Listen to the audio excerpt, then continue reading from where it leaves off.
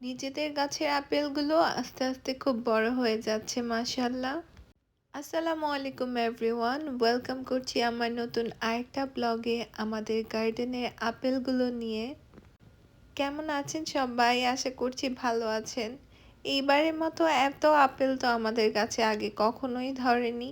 তবে এত আপেলের ভারে গাছটা ভেঙেই পড়ে যেতে নিয়েছিল। অনেক বাতাস ছিল সেদিন হঠাৎ।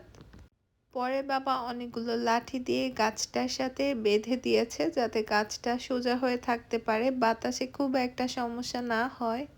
আমার তো ভীষণ কষ্ট হচ্ছিল দেখে, আমি ভেবেছিলাম গাছের ডালগুলো হয়তো ভেঙেই যাবে, এত পরিমাণ বাতাস হচ্ছিল সেদিন বাহিরে।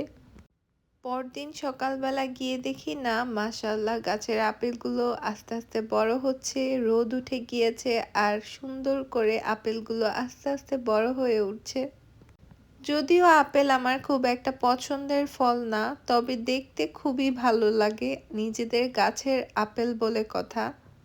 আলহামদুলিল্লাহ, এতগুলো আপেল